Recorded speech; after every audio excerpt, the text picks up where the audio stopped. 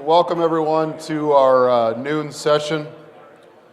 Hope you enjoyed the breakouts. There were quite a few great reviews from the breakouts. So thank you all the breakout speakers and for all of you who attended.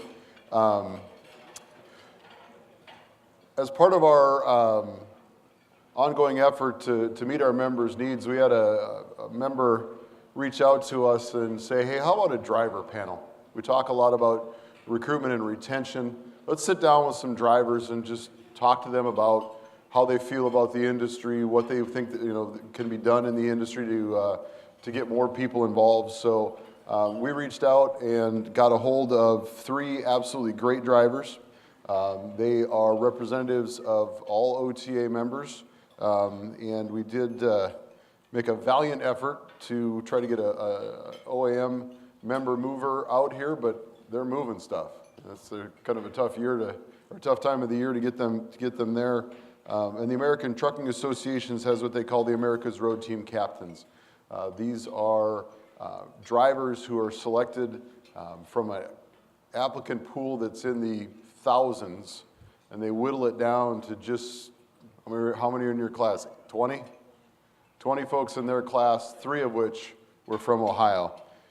So we're very proud of these 3 drivers that represent not only the trucking industry, but the state of Ohio and the industry in the state of Ohio as they travel across the United States.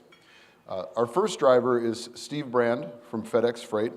He has 3.8 million accident-free miles.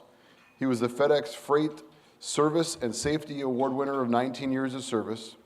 He took first place in the 2015 Make-A-Wish Fund Drive, and he was just named, as he told me at the table, the grand champion of a Make-A-Wish Fund Drive rodeo that they do this last week, this past Saturday.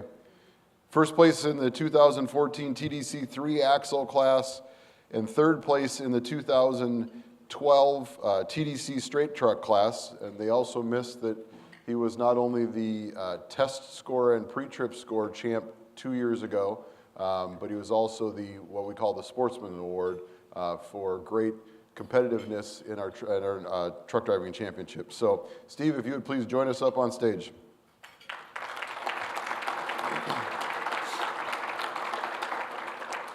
Our next driver is Scott Harrison. Scott is with K Limited Carrier Limited.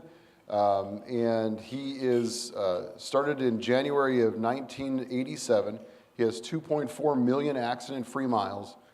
He was the NTTC National Tank Truck Carriers Professional Tank Truck Driver of the Year finalist in 2014-2015 and 2015-2016. He was the 2014 K Limited Driver of the Year. He is a driver trainer for K Limited, and he also flew Boeing 727s commercially.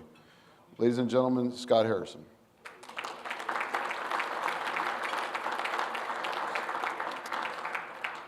And our third driver is Gary Smith with Garner Trucking.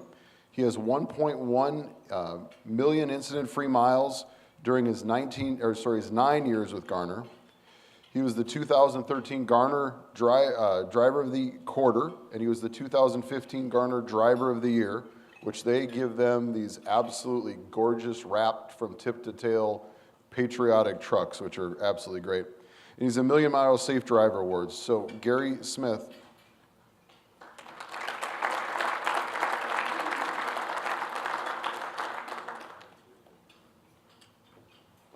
So, gentlemen, there's mics on the table. So why don't you tell us about, because each of you have a unique story about how you got started in the industry.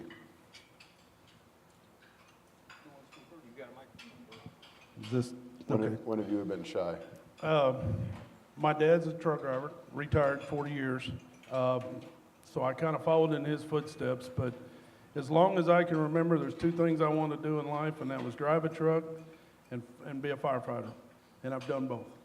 But truck driving overweighed the firefighter thing just because the big, beautiful trucks and move America forward. But that's basically how I got started. And If I may, my son, my youngest son, he's 16, he's pursuing a career in firefighter EMS at the Miami Valley Career Technical Center right now. Scott? I'm Scott Harrison, and my beginning was back in the 80s, 1987, and that was before the CDLs, and it was the chauffeur's license. So I had taken the test for the chauffeur's license, and I ended up finding a company on the way to the heating and air conditioning company that I worked for called Vernon Allen Trucking here in Ohio, and I kept stopping in every day and telling him I wanted to go to work for him, and he wasn't hiring, but after about 2 weeks he said, if you want a job that bad, you can come to work for me. So I moved trucks around in the yard. He delivered materials to service stations back when we had service stations where they repaired cars, like towels and oil and antifreeze, that type of thing. So I did that, and like I said, moved trucks around in the yard, and that's how I got my start, just kind of hands-on with the old man teaching me how to do things and work on trucks, and it's really come in handy over the years. And that was my beginning. Trucking is my second career. I spent 25 years of my life as a custom cabinet maker. And in 2007, when the recession hit and the housing market crashed, I fell prey to corporate downsizing, and for the first time in my life was labeled expendable. That's when trucking rescued me from a very uncertain future, and I'm eternally grateful for that. So for the audience, the America's Road Team captains go through some extremely intense media training. We heard yesterday a crisis manager. These three gentlemen up here could do crisis PR at the drop of a hat because they go through such intensive training. So I'm going to ask you to drop that training and have some frank conversations about questions as we talk today. And I will not, and no one in the room will tell Elizabeth Barna about anything. So, but yeah, you know, that's really kind of the intent, is just kind of get the feel of what you're looking at. So what would you say to somebody, or if you run into somebody on the street, what would you say to somebody about who's contemplating a career as a truck driver?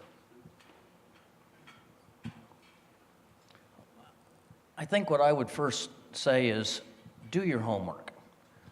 Learn as much as you possibly can about what this industry and what it's all about. So there's no gaps. You're not surprised. And because it's such a diverse industry, there's so much available. And just think it through and talk to your spouse and your children. Explain to them what your life is going to be like, because, Dorothy, you ain't in Kansas no more. If I may, the word career, that's what this is a career. So many companies today are looking down the road and making this a career. Back 28 years ago when I started, it was nothing to drive for a guy 6 months or a year. I don't like him, go somewhere else. You don't want that on your resume today. You want to get with a good, solid company. Like Gary said, do your homework. And the key word in that question is career. I'm in it for a career. I'm not just here to make a few bucks and go on down the road. I'm here for a career. Something that comes to mind that I think of talking to somebody interested in the industry is that this is a career that has security, and there is always work to be done.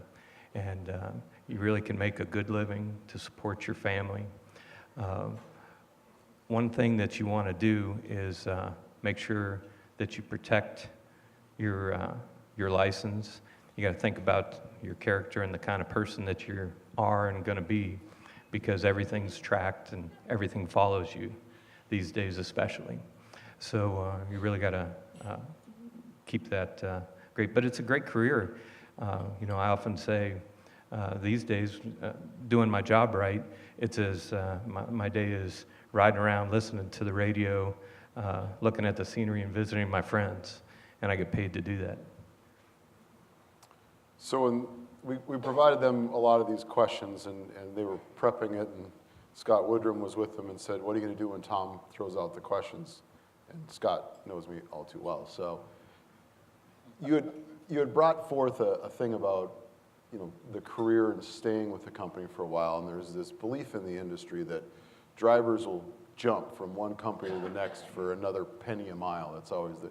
What are you seeing of, you know, folks in the industry, other drivers? What are you seeing coming forth? Are most people looking at staying, or most people looking at what's, you know, the grass is always greener on the other side? What are you seeing out there as you talk with other drivers about their feelings about the industry, how secure they feel in their jobs, and are they constantly looking for other jobs?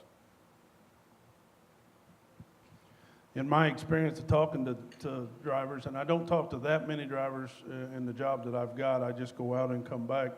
But when I do talk to a guy, because these companies are getting so on board with the career aspect of it, with the 401ks, pension plans, stock, you know, purchase, stuff like that, these guys are being a little more methodical and looking at this company, and they're not jumping for that penny a mile, as you said, Tom. They're not jumping because, oh, this guy's got chrome. Oh, this guy's got chicken lights, you know.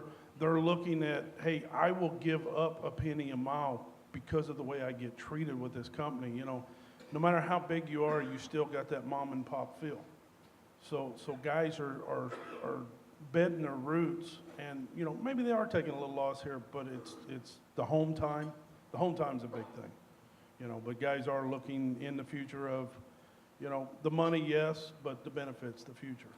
28 years ago, I didn't think about retirement. 28 years later, I'm really worried about retirement right now. I see the drivers when they come into companies, and when I talk to them, it's that first 6 months, 9 months, a year for them to get invested into the company. And it seems like during that time, if they don't feel that the pay's right, the time at home's right, that's that critical time. And once they get involved in the company and the family, and they're working out what they need as far as those different parameters, the home time, the work schedule, where they run, those kind of things. Once they get past that point, then they're invested and they stay. I've been accused of having an overdeveloped sense of loyalty once in a while in my life, so it's a little difficult to me to comment on change, but I think it's more of a societal problem than it is just an industry problem. I mean, take, for example, smartphones. The second the new one comes out, there's a line of people that want that new phone, even though there's nothing wrong with that one. So sometimes people just like the idea of change and next. The drivers that I speak to, it's a myriad of reasons why they go from Burger King to McDonald's, back to Burger King to Wendy's, that mindset. So it's individual. Sometimes I ask them what it is, and sometimes it just boils down to simple as, this company says they're getting me home more. I get to go to more soccer games. It's that simple. What drives you to be the best driver? One word: family. And I'll back that up with not only my family, your family's out there with me, so I've got to be the best driver I can, be the safest driver I can, because you want to go home to your family just like I want to go home to mine. I came out of an industry that was product driven. I built hundreds of thousands of heirloom quality pieces of furniture, and that was the product. And then I get in this industry, and there is no product except for service.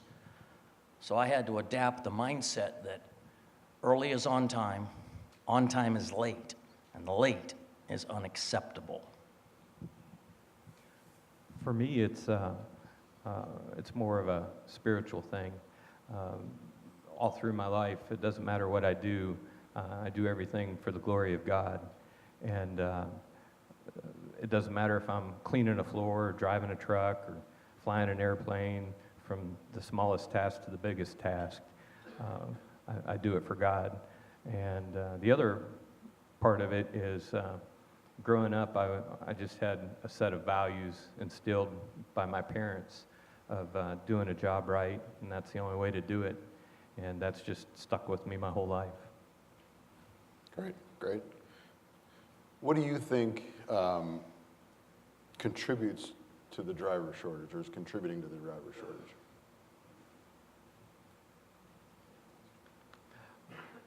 I see these days having to two daughters, they're in their early 20s now, but there's such a push for young folks these days that the only avenue, the only way you're going to have any worth is you go to college. And that's just not true. There's a whole world out here that needs vocational type jobs, plumbers, electricians, truck drivers, carpenters, those type of jobs. So it's just kind of like a false narrative that you have to go to college to do anything. So I think that's part of the problem. Another issue is because the way our licensing is set up, you can't drive a truck till you're 21. That's a problem. You get out there, if you're not going to college, and you spend 18, 19, 20, 3 years of finding something else to do before trucking comes along. So another industry has you before you even looked at trucking. I've often thought that perhaps one of the reasons why there is a shortage is because we haven't done our job enough to improve the image. And that's what my fellow captains and myself, we aim to do, is anytime we get the opportunity to help other drivers refine the way they think, talk, and act, then it provides a better example about what this can be, and to make this industry more palatable for those who would want to come up and try it and do this. You hear a lot of negativity in the trucking industry about the trucking industry, but we're 3.5 million strong. We're one of the safest industries in the country, and that is part of the road team's job, and not just the road team, but every driver out here. Change to a positive attitude, a positive image of the trucking industry. And we have a good image, but we still get a lot of negative in the press, and I think that turns some people off. And once I get to talk to somebody about trucking and truck drivers, and they just total different attitude about trucking, and I think some of that kind of holds the younger generation back. They're like, well, I don't want to be, whatever. But once you get out there and able to explain to them the truth, not the negative, and that, but there again, a lot of these companies are starting to go with that 1 day out, 2 day out, then they come home. The old legend that you're gone 3 months at a time. I dated a girl in high school. Her dad was owner operator. He left January 2nd. He didn't come home till Christmas, and that's what he had to do to make his living. Well, that's an option today, So if we keep throwing that positive out there, we lower that negativity in the media, and I get some of that they look at the negative. Well, I tell them all the positive, and they're like, really? So Gary, you work for a company that was recognized as one of the best fleets to drive for. When you talk to drivers, what are they looking for? How do they define what makes a great fleet? I think consistency is number one. If you're told something, whether it's a recruiter or your dispatch or your shop personnel, what they want is consistency, and they want the truth. They want to believe and know that there's integrity at the top. And I think that's incredibly important to people to know that, when they say something, they mean it. Guys, what are you hearing out there as far as great things that companies are doing for their drivers?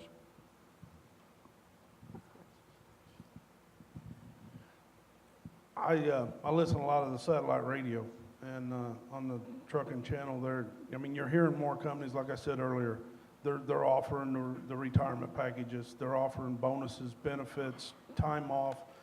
Some companies are even giving your day off with pay for your birthday, more vacation time.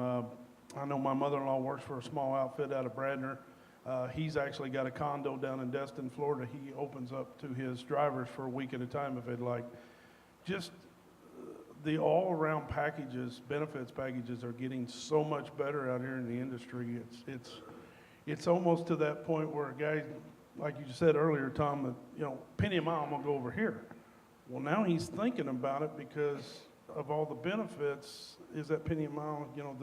The companies are really starting to offer a lot of extra benefits. And driver pay throughout the different companies seems pretty similar. There's variations, but all in all, it's pretty similar. And I think what it comes down to, from what I talk to people, is the things that are not pay related, how you're treated. Like Gary said, integrity. They don't want to. I see drivers that will just get so upset if ever a dispatcher lies to them about something and they find out. It's way better to tell people the truth and just let things work out the way they are. But it's all the other things, you know.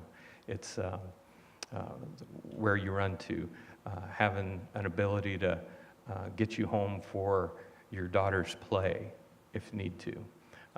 At K Limited, a 7-year track record of anything that I've needed 100% has been, I'm there if I need to be. And that's the important things. I think that's what drivers are looking for. And being flexible as a company, because one driver doesn't mind being gone 3 weeks at a time. Matter of fact, he likes it. He doesn't want to go home. He wants to be out on the road. Another driver wants to be home all the time. And it also changes. So the more flexible you can be, I think, the better relationship you're going to have with the driver. So we have 3 different types. We've got the LTL folks, the tank folks, and the truckload folks. What are your, and you don't have to tell them by name, but what do they do? Your favorite shippers, customers showing up at their yard, what do they do differently than the ones that people talk about and say that they're not great places to go, they're not great customers to pick up from? What is that, and what can companies do to help make those relationships better from your perspective? That one wasn't on the script, that's why they're got deer in the headlights. Yeah, I was just thinking about it for a second. So what do my favorite companies to go to, what do they do different than the companies that's not really on the radar as far as? Right. Okay. So especially with, of course, with all the electronic logs and everything, time is very important to a driver. So if you can go to places that value your time and realize that and can get you in and out and treat you with respect and understand that you've got to keep moving because that clock's always running, that's always a big plus. In the tanker industry, it seems a little bit different because the plants that we go to, it's a little bit more involved than just bumping a dock and the tow motor running in and out. There's, set up, and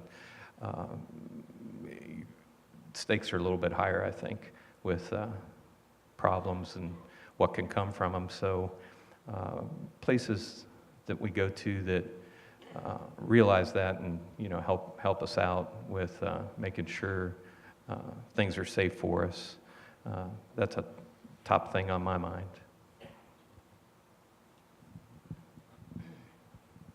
I think really in a nutshell, it's just extend to me the professional courtesy that I extend to you as a shipper or a customer. Don't devalue my time. And I know this is a little off the cuff, but provide a restroom for your drivers. Got a good point. I hear a lot of shippers or receivers, they won't let drivers use their bathroom, and that's a little ridiculous in my book. But being in the LTL, I don't deal with the customer one-on-one, but it's kind of nice when I come in, my bills are ready, I can go out and hook up, do my job. I don't need to hear it every day. I don't need that pat on the back. I don't need that praise 24/7, but every once in a while, my dispatcher, my supervisor will say, hey, great job, man. Appreciate what you're doing. Just a simple thank you, and I try to convey that back to them also. Just in the LTL, I just get to do my job. They hand me my bills, I go out, I hook up, and it's awesome. When I go to a meet point, I try to buy something at the truck stop if that's where we're at, see the manager, thank him for letting us use the truck stop, even though the company I work for probably pays them But, we appreciate it. I see trash on the ground, I pick it up. Throw it in the trash, try to help them. But really, I don't deal with customers. I just every once in a while, somebody says, hey, great job. Kind of makes you feel pretty good. So one of the first things I did when I went to go to work for the trucking company was I developed a recognition program for our drivers. And I was stumped. Just what have you seen, or what are some of the things that you think are effective in providing a good driver recognition program? Well, I guess naturally, like your safety awards, bonuses, performance bonuses, things of that nature. A lot of companies get fuel bonuses, which will make a driver, worry about it, the idle time, overspeed, stuff like that. My company really promotes the safety end of it, of the TDCs, America's Road Team Captain. Not everybody is into that. I've had a lot of my fellow associates say, hey, we're proud of you, we support you, thanks for supporting us, but I don't want that notoriety. I don't want to get, I don't want to be out there like you. Well, I want to be out there. Safety's my passion, and I want to be out there and help as many as I can. So, a lot of little stuff in the recognition means a lot to a lot of different people. Steve's right. It's about what goes on over the course of maybe a year or a quarter, and there's the standard driver of the year, driver of the quarter. But something that we do it seems rather insignificant, but it has impact, is in our newsletter. Every so often you'll open it up and I'll be reading, having a cup of coffee, sitting on my back porch, and I'll see one of my fellow drivers and he got an attaboy just for doing something that we all do on a daily basis, but it's nice just to see a guy's picture and somebody, whether it's a customer, called back and said, hey, this driver, he's got his act together. It's nice. And then that's something simple that we do, but it's effective. Like Steve had talked about the different award programs in the industry, and then award programs with a company, a driver of the year, driver of the month. Those types of things are effective, but to me, one of the most effective things is the smallest. It's just a dispatcher telling you he really appreciated you taking care of that load when no one else would. It's rolling into a company and maybe a shift manager, or maybe even an executive of the company coming out and saying, hey, I really appreciate you making it through that weather. Our plant was going to shut down if you didn't make it here. It's the little things for me that, for recognition. It's just a thank you is all I need. I just need to add that we also have an atta girl.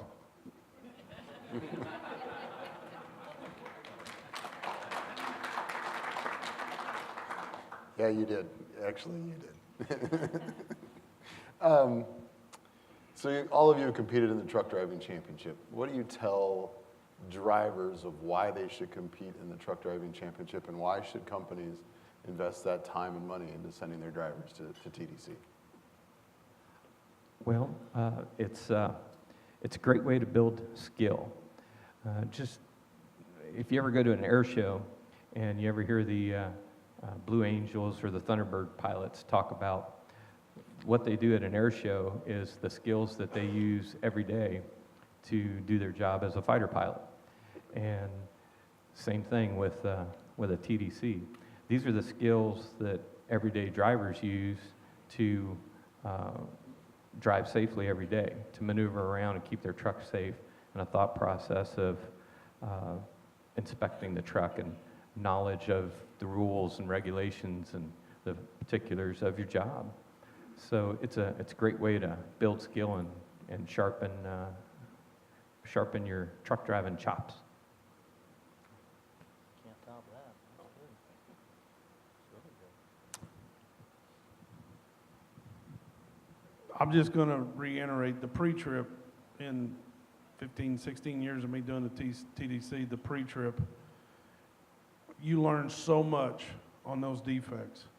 And I find stuff on our equipment and take it down to the shop and get it fixed that I even got mechanics going, really? You're worried about that? Yeah, I am worried about that, because that's a defect at the pre-trip, at the state level, at the national level. And if it's at the state or national level, it's out on the highway level. And, you know, the safety factor behind it, we have to drive 12 months accident-free. And it helps that better driver. I said, what drives me is my family, your family. I want to be the safest driver. I want to compete. So that puts that extra niche of, would you really make that move? Would you really go that fast? Would you, whatever. And you really second thought, because the competition level's there, and it's in the back of my head all the time, which just makes me that better driver every day. So what are you all hearing from other drivers about the ELD mandate? It's just consumed our conversations in the industry for at least the last, well, it's been 5 years, but let's say 6 to 8 months since it's the deadline's looming. What are you hearing from other drivers about electronic logging devices? I think that what I'm hearing the most is a lack of knowledge in a way. They don't know. There's a fear or an apprehension about how it's going to affect them. I've been fortunate enough that we were proactive in this regard many years ago, and I try to talk to them about the realities of it. From my perspective, I get more rest than I ever had before, and I make better money. And I can't top that. Do I want to go back to that? No way, not a chance. But I think with the drivers that are out there, there's preconceived notions about it's going to cost me, it's coming out of my pocket. We can't make this work. And I just say, you know, serve them up, and we'll just shoot them down one at a time. But you can only reach so many. Some of them are they're sold on the fact that, you know, it's not going to work for me. But it has to start at the top with ownership. And once it flows downhill, then it will work. 6-letter word, change. Nobody likes change. And to reflect on what Gary said, everybody out here that I talk to, I'm going to lose money. There's no way I can run legal and make money. I've been running legal for 21 years, making a good living. You can do it. The industry is adapting to that. You know, I just try to tell guys, I've been running one since last November. I love it. I love it. It doesn't hinder me. I do my job, and it just sits there. It doesn't hurt me, you know. And guys say change. I said, don't change, adapt. Tweak it. Tweak what you do. Just tweak a little bit. So you can't sit around the truck stop maybe an extra hour like you normally do. But the big word is change, is what I hear. You know, these drivers, men and women alike, nobody wants to change. It's pretty much the same thing that I hear as well, as it's kind of the fear of the unknown. It's going to cost me money. But if you look at it realistically and proactively, this day and age, everybody has a cell phone. It tracks your every movement. You're not going to want to be somewhere you're not supposed to be when something bad happens, because it's going to come back on you. And I, for one, don't want to lose my freedom, end up in a jail cell with some kind of problem. So you really have to think about it as a professional, as a driver. You're better off just running legal anyway. So on the flip side, ELDs are great because it takes work away from me. I don't have to think about all that and do the manual logging on a piece of paper and send it in. It's all automatic, and I love it. One suggestion that I have for lawmakers is with this 16-hour exemption for local drivers. I think what makes a local driver special that he could have that. So one of the things that does being a local driver for me is it allows me to kind of run to the maximum of the 14 hours if I need to. And if something happens, there's an accident on the highway, there's a delay, construction, whatever, I've got that little cushion that I can go over that one time for a week. And then once that happens, then I got to be more conservative.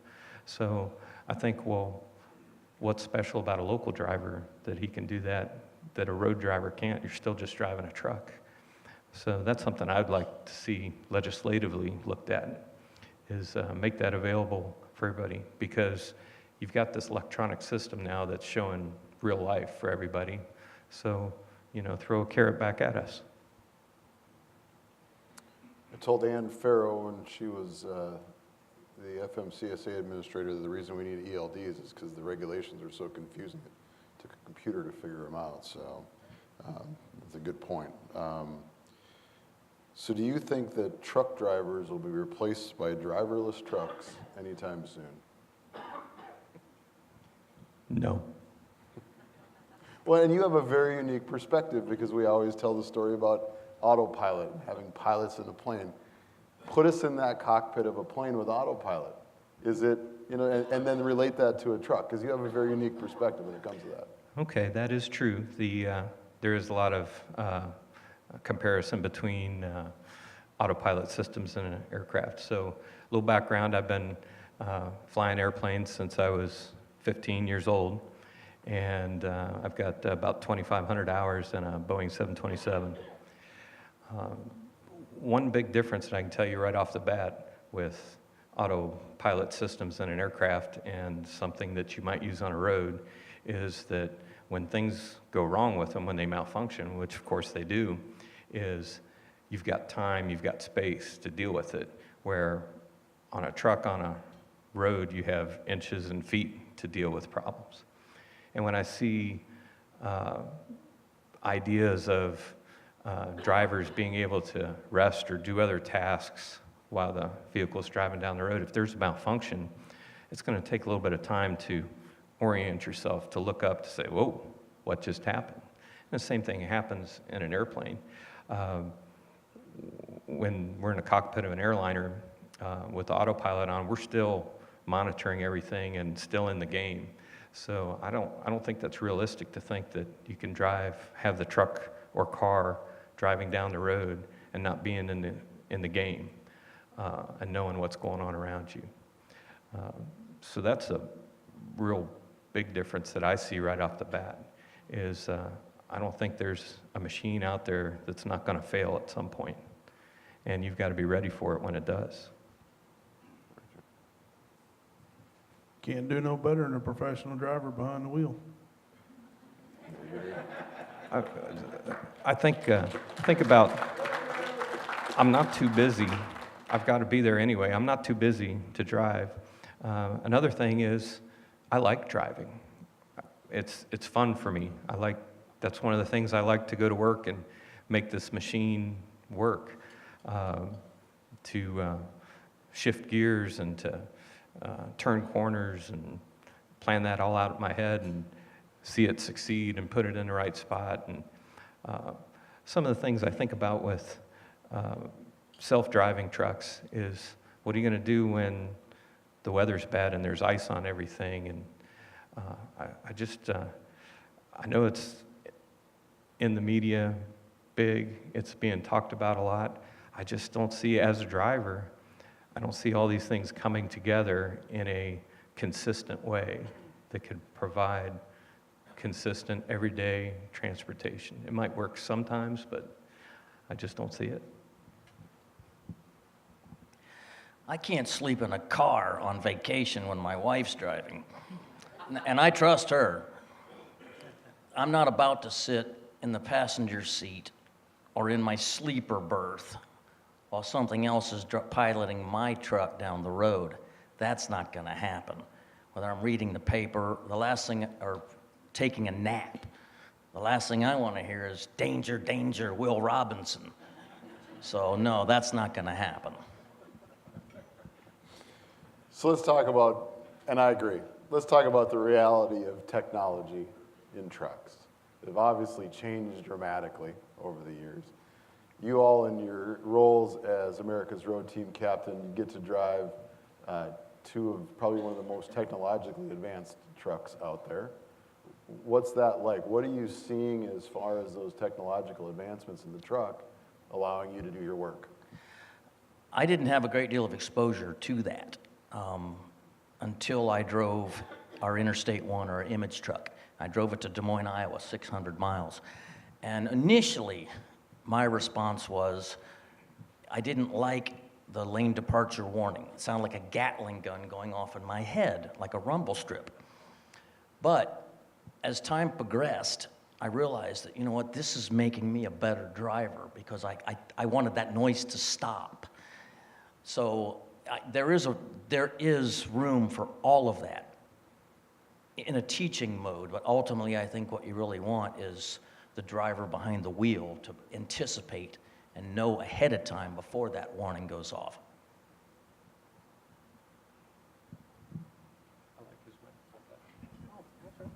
Gives me a deep booming voice. The technology in trucks these days, it's kind of a balance, a give and take. I grew up, first truck I ever drove was a Brockway with a 6.4 dual transmission and rubber block suspension, and somebody had rigged up a manual wiper handle for the wiper blades, and so it was do everything yourself. And these days, we've got trucks that basically do everything for you. So some of it I like, some of it I don't. Bottom line, the technology is here to make us safer on the road, to pick up the things that we miss as a human being. I accept the technology to help me in my weak moment, to cover something that I miss. There's times when I want to kick it and say, I know what I'm doing here, just because like a radar unit on the truck, it's picking up something, and all of a sudden it puts the brakes on. Well, there's a curve in the road, and that car's going up a ramp, and I know what I'm doing. So sometimes I got to just pat it and say, I've got this. Just relax. I was a big proponent of all this electronic stuff until FedEx started getting it. And Mr. Sabbath and I had a discussion about that, and FedEx seems to step up and step forward and get out there ahead of the game. And one of the big things that we've got is the front board system, the collision mitigation system. And when we're coming into that time of year right now, I'll be riding along, it's sunshine, and next thing you know, you're in a whiteout. Well, naturally, the first thing you do is slow down, but what the guy in front of you did, he slowed down. Well, I didn't see him, I can't see him, all of a sudden that radar picks it up. I know something's there, and by the numbers on the dash, I'm immediately taking precautions to stop, slow way down, whatever I need to do. And if I didn't have that system, there could have been several rear-end collisions just since we've had the system. It was kind of funny out in D.C., like you said, our trucks are equipped with ATA. Well, we've got all that stuff with FedEx. A lot of my fellow road team cats, I've never seen this before. I said, oh man, it's cool. It's cool. But now, like Gary said, you're going down the road and you kind of drift left or drift right. It gets annoying, but it makes you, hey, pay attention. I'm not paying attention, So, but there again, don't get relaxed on that computer to do things for you. You still have to have accountability. And if I may, the hardest thing for me to do is go out and drive my truck 5 days and then go on vacation with my wife and kids. I set the cruise, and man, you're just riding along, and I got the cruise set in my big truck, and I come up on a car, it slows me down. I don't have that in my car. I got to reprogram my brain today. That's not in this car. Well, now you see, I think Kia, Chrysler, they're all starting to come out with this. But yeah, that's the big thing. You got to remember, when you've got the stuff in your tractor trailer going down the road, you may not have it in your personal car, so remember. But yeah, the electronics has really come a long, long way for safety. That does make me think about what you just said. When you get in your car and it doesn't have that, that is a big thing. You don't know what you got till it's gone. So you drive a technologically advanced truck with active cruise and ABS and these different things, and you get in something that doesn't have that. That's when you realize what you had.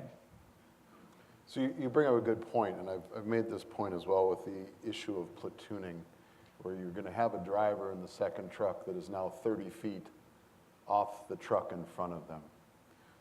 What sort of training do you feel the drivers need to adapt this as companies put these sorts of technologies into their truck? What sort of things should they be keying on as far as training drivers to be able to handle that? Because there again, you've been trained for years not to follow too closely. And now you're going to get into this platoon truck that is following 30 feet behind the one in front of it with the trust that that technology is going to pick up what the first one's going to do. What sort of training stuff do you feel that companies should be doing as they're implementing technology? Scott told you these were coming. I'm just saying. I'm trying to think of a good answer for you, because there again it comes to trust. So if I'm in truck 2 or 3 or 4, I have to trust what the human being in truck 1 is doing, and I don't know if I'm there. I don't know if I can do that yet. I don't necessarily even know the person in truck 1. Is he a good driver? Is he a bad driver? Is he? There's so many unknowns for me to be at that close range and basically having my life in his hands or her hands. You know, we live in a very uncertain world. All you have to do is watch the nightly news and realize that unless somebody can give me and my fellow drivers a guarantee that that can't be hacked, I really don't want any part of it. What sort of training did you all receive when you started driving Interstate 1 and the image truck? Did they walk you through all that technology? Did they put you in a course? Do they just plopped you in and said go? Oh, no, they didn't just say go. We went over everything, especially like Interstate 1, the image truck, where we've got to set it up. We've got the slide outs and everything. And, of course, like I said, you're going to forget this because not everybody goes out and does it right away. Scott actually had an opportune time just, 2 weeks after you got back, he was in the truck going up to, where'd you go, Montana? And, and that right there brings up a good thing on technology. You grab your phone and punch in an address, you've got it right in the palm of your hands. 28 years ago, I had to sit in a 76 truck stop. You got your cigarette going, you got your breakfast going, you got your phone in the phone booth, in the booth, you've got the jukebox, you got the Rand McNally, you're planning your next trip. Drivers today, they don't know what that is. Everything's in the palm of their hand. You ask somebody, truck stop, they just dial it in. And that's kind of the way we got to do it with ATA. We got to route our own self again, but they trained us, and there's cheat sheets over every door, cheat sheets, and you're always there with a veteran captain to give you a hand. But they explain as much as they can, but if you don't use it every day, you're going to forget a little bit. And you bring up a good point. What are you seeing? And we all hear stories, we all tell stories of people texting and driving, but what are you seeing on the road as far as distracted driving and the impact that it has on your job and your ability to keep yourself safe? I think that in some way, shape, and form, we're all guilty of that to some degree, to where we allow something to slip in, even if it's just for a moment, because we trust ourselves more than anybody. But we do see a great deal of that. But the one thing that I think I've learned to do more is to read someone else's body language, to anticipate what that person coming down the ramp is going to do. If all I see is a left elbow, that's not good. Their cell phone's in their ear. They can't see their own mirror until they see your right front tire next to their head, and then they react. But so instinctively, you just look for other people, and you see that. I guess what you don't want to get is complacent. But it is a challenge because it is so prevalent with distracted driving. And I'm sure all of us have stories to the things that we have seen on the road of motorists doing, meaning from eating a bowl of soup to having a fist fight. So it's part of it. It's part of what we deal with out here. And you just want to get home safe to your family every day.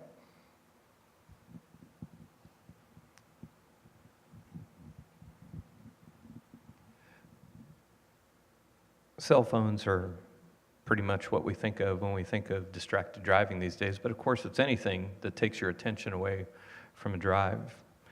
Could be the kids in the back seat, could be even nothing in your hand. It could be just something on your mind, something you haven't cleared out of your mind that you're thinking about. And it amazes me when I go down the road, and especially in the summertime, and I see people with their entire families in the cars. And maybe not distraction, but their impatience and the things that they'll do just to get 2 cars ahead, 50 feet, 60 feet ahead, risk the lives of their entire families. And being on the road now for coming up on 31 years, I've seen a lot of sorrow and heartbreak on the highway. People just don't realize the danger they put themselves in. It's a serious thing out on the highway when you're maneuvering a car or truck at 60, 70 miles an hour, maybe more. And it's tough to get people to take that as serious as it needs to be. As far as how it impacts me as a driver on the road, it gets increasingly more difficult. I'm sure you see in your own companies with timetables and getting things done, and drivers letting you know that they're held up because of an accident on the highway. It's hard to go from town to town these days without there being major accidents and delays on the interstates. And I think a good deal of that is due to distracted driving. It's worked for me. I sweat off a few pounds because it scares me to death. But, the cell phone is the big thing. But we got to remember, just eating a bag of potato chips, opening a bottle of soda, bottle of water, that takes your eyes off the road. You take your eyes off the road for 2 seconds. Close your eyes. Perfect example. Walk out of here, close your eyes in the hallway, count to 2 with your eyes closed, just see how far you walk. Just see how far you walk, and did you go straight or did you veer one way or the other? Think about that. Somebody does that 3 to 5 seconds in a car. I see them all the time coming up beside me, and they start over. I'm thinking, yeah, he's on the phone. Well, he's not on the phone. He's opening up a bottle of something to drink, or he's changing radio stations. So it's not just the cell phone, but like I said, it's a good weight loss program because I sweat a lot. It's not the easiest question on the list. If you owned your own trucking company, what would you do differently?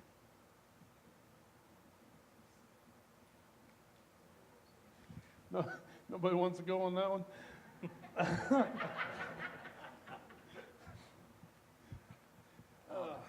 If it was, there's a joke in there somewhere. There is, but you run away from that question as far as you can. But seriously, and with the companies I've worked for owner-operators. I've worked for medium-sized companies now with FedEx, a major corporation. Of course, every year goes by, the industry changes, the technology changes. I would just look at the companies out here, especially mine, and try to mirror my company with what I've got today, because they're ahead of the game, and just try to do the best, give my drivers the best technology, the safest equipment I could give them.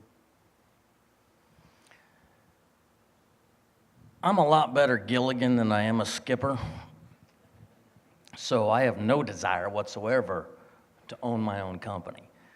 However, I think if the opportunity presents itself and you can make yourself as diverse as possible as to give as many potential drivers the choice of the need that they have, this industry offers up so many variables about just driving a truck, but from LTL to tankers we implemented a 4-on, 4-off program, 1 truck, 2 drivers, and they love it. It comes at a price. It's what their paycheck. And so I would say just provide as many opportunities as you possibly can so somebody can go, I like C, that's what I want to do, and then they stay with your company. like Steve had said, and Gary, I don't pretend to know what it takes to run a company. I've seen some of what it takes through the people I've worked with over the years. I kind of think of it as like a ecosystem in a pond, and you try to change some little thing, and it affects the whole pond and everything in it.